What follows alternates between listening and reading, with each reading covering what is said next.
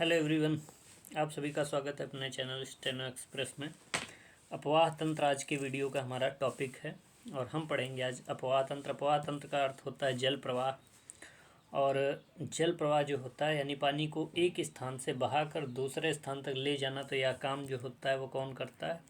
या नदियाँ करती। हमारे देश में जो वर्षा का जल है, इसके अलावा ग्लेशियरों का जल है और विभिन्न प्रकार से ये जो नदियाँ हैं जल को बहाकर एक स्थान से दूसरे स्थान तक ले जाती हैं। तो अपवाह तंत्र अर्थात हम पढ़ेंगे नदियाँ।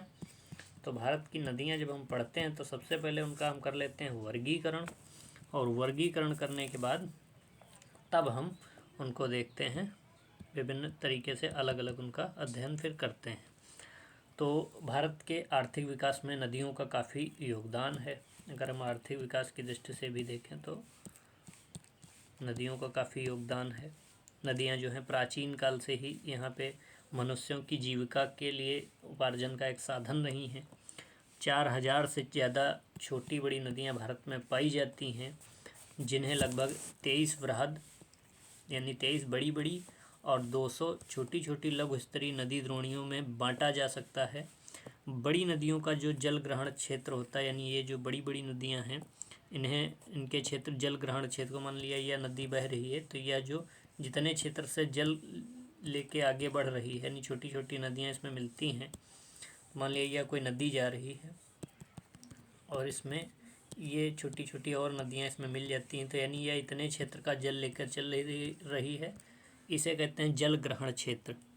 तो जितने क्षेत्र का वह जल लेके आगे बढ़ती है, तो इस तरीके से इसे बोलते हैं नदी द्रोणी, यानी जितने क्षेत्र का वह नदी जल लेके आगे बढ़ती है उस क्षेत्र को बोलते हैं नदी द्रोणी। तो इस प्रकार से नदियों का वर्गीकरण अगर भारत में मोटे मोटे तौर पे करते हैं तो उसके दो पार्ट हैं। यानी नदियों का जब हम वर्गीकरण करते हैं भारत में तो वह दो वर्गीकरण मुख्य रूप से कौन कौन से? एक तो हिमालय की नदियाँ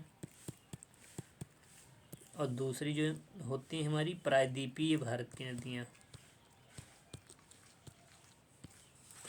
तो जो हिमालय की नदियाँ वो हिमालय से निकलती हैं और प्रायद्वीपीय नदियाँ जो हैं वो प्रायद्वीपीय भारत के जो पठारी भाग है उसके विभिन्न जगहों से निकलती हैं। आगे हम उनके बारे में देखेंगे। आगे चल के हिमालय की जो नदियाँ हैं वो भी हमारी 3 भागों में बट जाएंगी। तो उसमें जब हम पढ़ेंगे तो 3 भागों में बांटने के बाद एक तो हम पढ़ेंगे उसमें सिंधु नदी तंत्र, यानी सिंधु और उसकी सहायक नदियों का एक अलग तंत्र होगा। उसके अलावा दूसरा हम पढ़ेंगे गंगा नदी तंत्र, तो गंगा और उसकी सहायक नदियों का एक अलग सिस्टम होगा, रिवर सिस्टम। और तीसरा जो पढ़ेंगे वो हम पढ़ेंगे ब्रह्मपुत्र नदी तंत्र, तो ब्रह्मपुत्र नदी का एक अलग सिस्टम होगा। तो इन तीनों सिस्टमों के बारे में हम जब पढ़ेंगे तो वो आ जाएगा हिमालय में। दूसरा, जब प्रायद्वीपीय नदियाँ पढ़ेंगे तो प्रायद्वीपीय नदियों को 2 भागों में बांट लेंगे। एक तो बंगाल की खाड़ी में गिरने वाली नदियाँ, यानी जो बंगाल की खाड़ी में जाके गिरेंगी, दूसरी जो हमारी हैं वो अरब सागर में जाके गिरेंगी। कहाँ मुहाना बनाती हैं, मुहाना अर्थात कहाँ पे वो गिरती हैं, समुद्र में कहाँ पे मिलती हैं। तो इस आधार पे 2 भागों में भारत की नदियों को मुख्य रूप से बांटा जा सकता है। उसके बाद उनका उपवर्गीकरण करके विभिन्न भागों में फिर से दोबारा विभाजित किया जा सकता है। तो अब हम पहला जो अपना टॉपिक है, सबसे पहले जब हम देखते हैं हिमालय की नदियाँ, तो हिमालय के लिए हम एक मैप को ओपन कर लेते हैं। ये मैप जो है हमारा, तो हिमालय की नदियाँ वह हैं, हिमालय की जो नदियाँ हैं इनकी जो उत्पत्ति होती है, हिमालय ही की उत्पत्ति जो होती है और हिमालय की नदियों की, तो मानसरोवर झील के पास से जैसे निकलती, यहाँ पे मानसरोवर झील है, उसके पास से जो नदियाँ निकलती हैं उसमें सिंधु हैं, सतलज हैं, ब्रह्मपुत्र नदियाँ, यह हमारी सिंधु नदी गई हुई है। उसके अलावा सिंधु के अलावा सतलज, ब्रह्मपुत्र और ये सभी थी। ये नदियाँ पहले टेथिस सागर, जो हमने पहले वीडियो में पढ़ा था टेथिस सागर, तो सारी नदियाँ पहले टेथिस सागर में गिरा करती थी। हिमालय की नदियों के बेसिन काफ़ी बड़े हैं और उनका जल ग्रहण क्षेत्र जो है, यानी जो जल वो ग्रहण करती हैं वो काफ़ी बड़े क्षेत्र पे, बड़े पैमाने पे, सैकड़ों हजारों वर्ग किलोमीटरों में उनका जल ग्रहण क्षेत्र फैला हुआ है। जैसे अगर हम एग्जाम्पल के तौर पे गंगा नदी को ले लें तो गंगा नदी का जो जल ग्रहण क्षेत्र है वह 9 लाख वर्ग किलोमीटर है, यानी वह 9 लाख वर्ग किलोमीटर क्षेत्र का पानी बहाकर ले जाती है। अब हिमालय की जो नदियां हैं वो पूर्ववर्ती नदियों के उदाहरण हैं, यानी हिमालय जब बड़ा हुआ, हिमालय जब उठा, हिमालय का जब उत्थान हुआ, इस तरीके से जब हिमालय बना, तो उसके पहले से ही ये नदियाँ यहाँ पे बहती थी, यानी पूर्ववर्ती नदियाँ। पूर्ववर्ती क्या, जब यानी हिमालय से पहले, हिमालय के बनने से पहले से यहाँ से नदियों का प्रवाह चल रहा था। फिर हिमालय को इन्होंने काटा, जब हिमालय उठा तो इन्होंने जो इनका रास्ता था उसके लिए इन्होंने हिमालय को काटा, अपना रास्ता बनाया। निरंतर अपरदन अर्थात उसकी मिट्टी की कटाई की इन्होंने, और बड़े बड़े महाखड्ड और गॉर्ज का निर्माण किया। ये सभी नदियाँ जो हैं अभी युवा हैं, अर्थात नई नई हैं और निरंतर अपरदन कार्य में लगी हुई हैं। हिमालय की नदियों में सबसे बड़ी बात है कि वर्ष भर जल बना रहता है, साल भर जल की आपूर्ति होती रहती है। और वर्षा जल के अलावा, बारिश के जल के अलावा जो ऊपर जो बर्फ़ पिघलती है चोटियों पे, उन चोटियों से निकलने वाली बर्फ़ जो है, बर्फ़ जब पिघलती, ग्लेशियर पिघलते हैं, उससे भी जल की इनको आपूर्ति होती है। और साल भर जल रहने के कारण इन नदियों को सदा नीरा कहा जाता है। ठीक है, तो इनको बोलते हैं सदा नीरा, क्योंकि इनमें साल भर जल बना रहता है। और मैदानी क्षेत्र की जो ये नदियाँ हैं, इनमें सालों भर आसानी से नौकायन हो सकता है, यानी इनमें नाव चलाई जा सकती हैं। पर्याप्त मात्रा में इनमें जलोढ़ अवसाद भी होता है, यानी मिट्टी काट काट के ये ऊंचाई से लाती हैं और नीचे निक्षेपण करती हैं ये, तो इनमें पर्याप्त मात्रा में जलोढ़ अवसाद भी मिलते हैं। मैदानी भाग में जब ये नदियाँ उतरती हैं तो इनमें ढाल कम हो जाता है, ढाल कम हो जाता है मैदानी भाग में। जब हमने पहला पढ़ा था तराई वगैरह, तो उसमें देखा था, तो जब पहाड़ से उतरती हैं तो यहाँ पे कम हो जाता है, तो यहाँ पे विसर्प, यानी ये पानी अपना आगे नहीं बढ़ा पाती, तो इससे सांप की तरीके से बन जाती हैं, तो इसको बोलते हैं विसर्प। तो यहाँ पे विसर्प बन जाते हैं और अपना मार्ग भी प्रायः बदल लेती हैं। अब हम आ जाते हैं जो 3 मुख्य तंत्र हैं, यानी सिंधु नदी तंत्र। तो हमारा सिंधु नदी तंत्र यह हो गया, इसमें सिंधु और उसकी सहायक नदियाँ हो जाएंगी। फिर इस वाले क्षेत्र में हमारी गंगा नदी तंत्र हो जाएंगी, और यह वाला जो हमारा एरिया है यह हो जाएगा हमारा ब्रह्मपुत्र नदी तंत्र, यानी इसमें ब्रह्मपुत्र और उसकी सहायक नदियाँ हम देखेंगे। तो इन तीनों का अलग अलग अध्ययन करेंगे।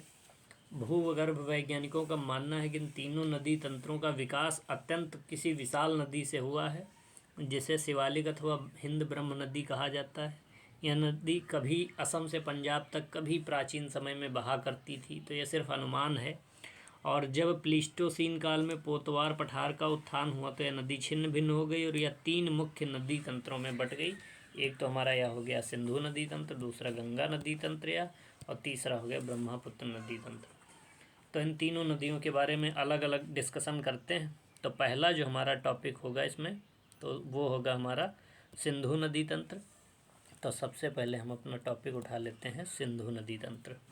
तो सिंधु नदी तंत्र जब हम देखते हैं तो इसका जो मुख्य नदी है, नाम से ही स्पष्ट है कि इसकी मुख्य नदी जो है वह सिंधु नदी है। तो यह मुख्य नदी हमारी सिंधु नदी है, जो कि यहाँ से यहाँ तक गई हुई है। तो सिंधु नदी तंत्र जो है उसकी एक तो सिंधु नदी है, प्लस उसकी जो और सहायक नदियाँ हैं, तो उनमें कौन कौन सी है। सिंधु के बाद झेलम, झेलम बाद चिनाब, चिनाब के बाद रावी, रावी के बाद ब्यास और ब्यास के बाद सतलज।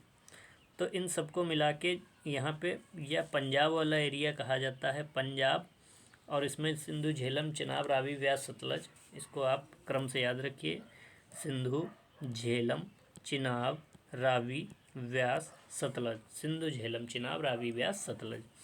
तो इनका जो क्रम है, इसके बाद इनका जो मुख्य है, यानी मुख्य नदी जो हमारी सिंधु नदी है, वह यहाँ पे जो निकलती है तिब्बत के पठार से, यहाँ से निकलती है इस वाले एरिया से। और यहाँ मानसरोवर झील के निकट एक ग्लेशियर है जिसका नाम है बोखरचू, या फिर मुख्य रूप से ज़्यादातर पूछते हैं मानसरोवर झील।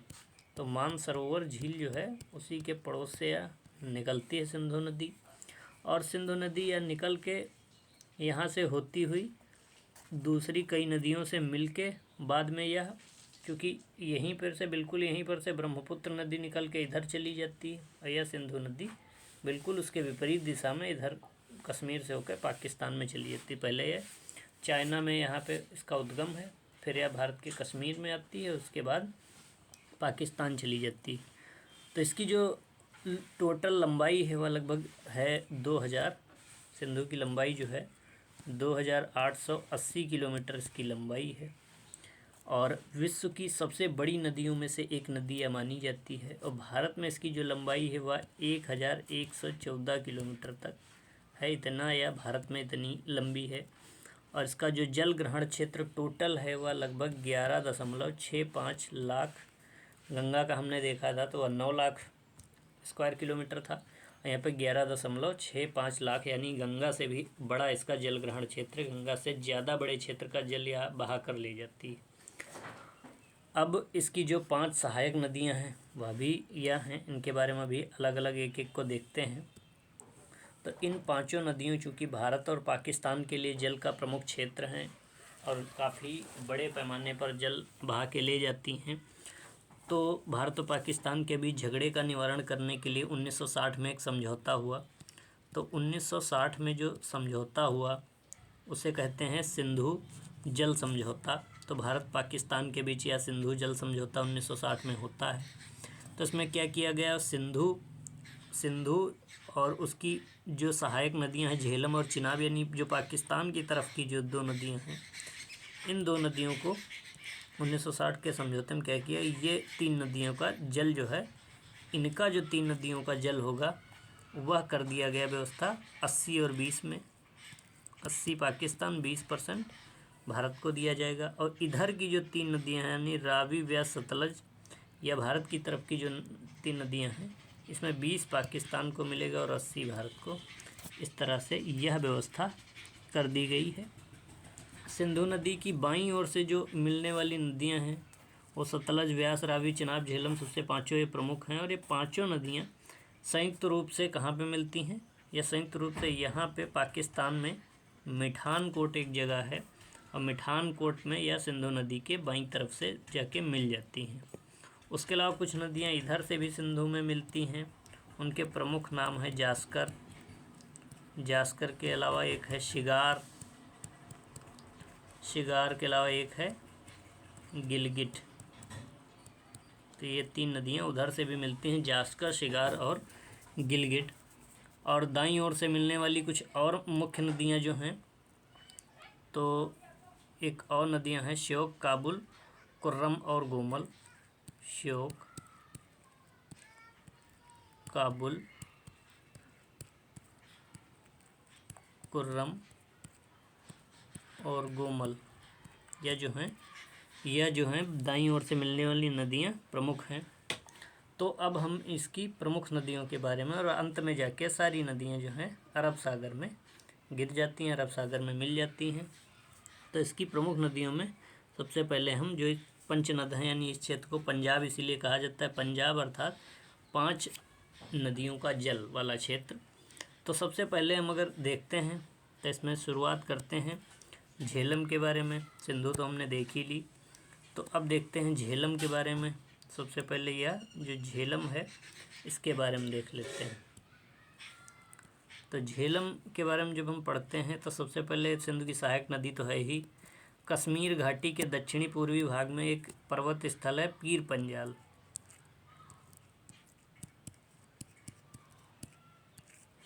तो पीर पंजाल की पद स्थली में एक वो है झरना जिसका नाम है वेरी नाग।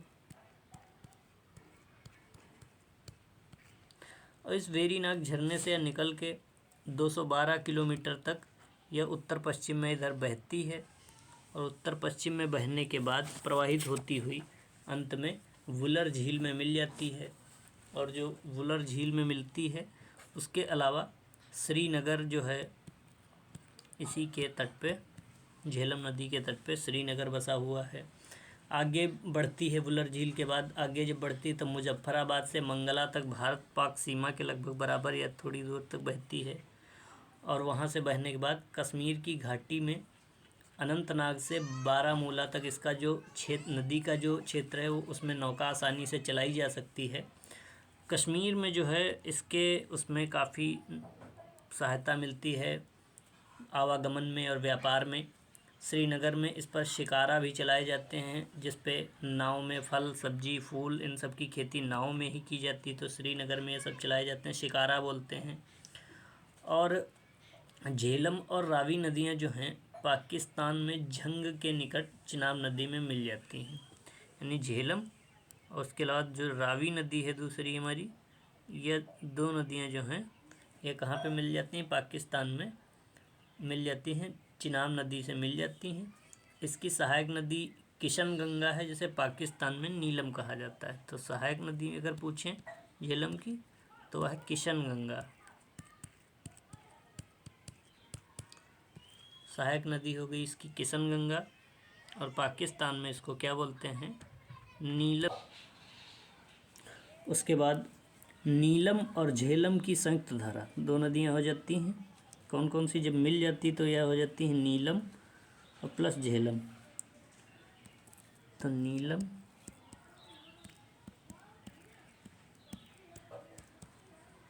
प्लस झेलम की संयुक्त धारा जो है उसे पाकिस्तान में नीलम झेलम के नाम से भी जाना जाता है। फिर दूसरी नदी पे बात करते हैं। दूसरी नदी जो है वो हमारी कौन सी है? यहाँ पे हमारी दूसरी नदी है चिनाब। चिनाब पे बात करते हैं। जब चिनाब पे बात करते हैं, यह हमारी चिनाब नदी हो गई। तो चिनाब नदी जो है वह सिंध की विशालतम सहायक नदी है। हिमाचल प्रदेश में जब यह निकलती है जहाँ से, वहाँ पे इसका नाम चिनाब नहीं है, वहाँ पे इसको कहते हैं चंद्रभागा। और चंद्रभागा कहने का मतलब यह है कि वहाँ पे दो धाराएं हैं, एक चंद्र और दूसरी भागा, तो दोनों मिलके चंद्रभागा बन जाती हैं। क्योंकि चा से चिनाब और चा से चंद्रभागा, तो आप याद रख सकते हैं चंद्रभागा। यह नदी जो है लाहौल एक स्थान है हिमाचल में, वहाँ पे बारालाचा दर्रा के दोनों तरफ, दर्रे के दो तरफ, इस तरफ से चंद्र और इस तरफ से भागा मिलके चंद्रभागा बनती हैं। और चंद्रभागा आगे बढ़ती है तो इसी मिलके दोनों नदियाँ आगे चल के चिनाब कहलाती हैं। ये नदियाँ हिमाच्छादित पर्वतों से निकलती हैं। और भारत में जो चिनाब की जो लंबाई है, यानी यह वाला एरिया कितनी लंबाई है? तो यह लंबाई है 1180 किलोमीटर। 1180 किलोमीटर तक चिनाब जो है भारत में बहती है। इसका टोटल अपवाह क्षेत्र लगभग 26,755 वर्ग किलोमीटर है। यानी अपवाह क्षेत्र कोई बहुत खास नहीं है। दूसरी नदी इसके जो हम तीसरी नदी पाते हैं, तीसरी सहायक नदी तो हमारी यह हो गई रावी नदी। रावी नदी के अन्य नाम है परुष्णी नदी या इरावती नदी। परुष्णी और इरावती यह जो नाम है यह इसके अन्य नाम है। यह पंजाब की 5 नदियों में जो है सबसे छोटी नदी है रावी नदी। इसका उद्गम स्थल हिमाचल प्रदेश में कुल्लू कांगड़ा की पहाड़ियों में से यह निकलती है। कहाँ से निकलती है यह?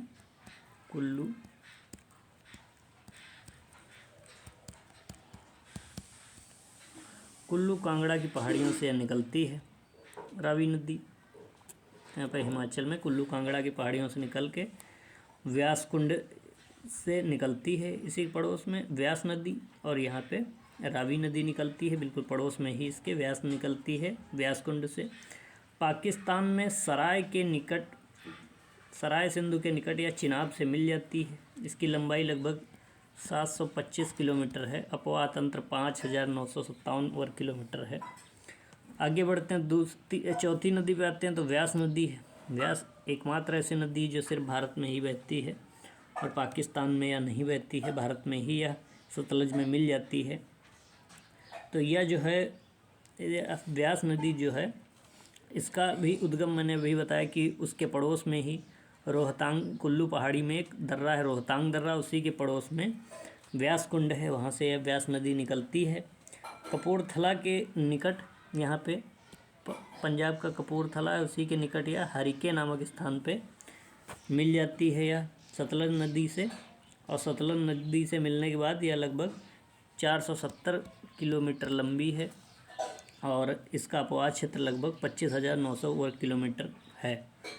अब देखते हैं अन्य नदियाँ। वैसे अगर देखते हैं पंजाब की सबसे छोटी नदी अगर बोलते हैं तो वह हमारी रावी है, क्योंकि यह पंजाब में बहती है।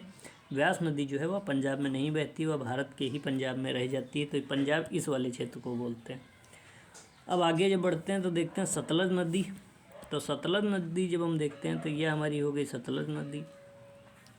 सतलज नदी उसी जगह से निकलती है जहाँ से सिंधु नदी निकलती है, चिनाब की सहायक नदी है, तो यह चिनाब में मिलती है आगे चल के। और यह मानसरोवर झील के निकट राकस ताल से, यहाँ पे एक राकस ताल या राक्षस ताल है, राक्षस ताल से निकलती है इस वाले जगह से, जहाँ से निकलती है। और सिपकीला दर्रा के निकट यह भारत में प्रवेश करती है। यहाँ पे सिपकीला दर्रा है, वहाँ से भारत में यह प्रवेश करती है। इसकी एक सहायक नदी एकमात्र स्पीति नदी है, स्पीति नदी। और यह एकमात्र पूर्ववर्ती नदी है जो हिमालय की तीनों श्रेणियों को काटती है, तीनों श्रेणियों को काट के भारत में प्रवेश होती है। तो ये तीनों श्रेणियों को काटने वाली यानी बृहद हिमालय, मध्य हिमालय और शिवालिक हिमालय, तीनों को काट के यह भारत में प्रवेश करती है। और भाखड़ा नंगल बांध जो है इस पे बना हुआ है सतलज नदी पे, तो भाखड़ा नंगल बांध इसी पे बना हुआ है। उसके अलावा भारत में इस नदी की कुल लंबाई जो है वह 1050 किलोमीटर है। इसकी पूरी लंबाई 1050 किलोमीटर है। और इसका अपवाह क्षेत्र जो है वह 28,090 वर्ग किलोमीटर है। इतने अपवाह क्षेत्र में यह फैली हुई है। तो इस वीडियो में इतना ही। आगे नेक्स्ट वीडियो में हम देखेंगे गंगा नदी तंत्र। तब तक के लिए नमस्कार।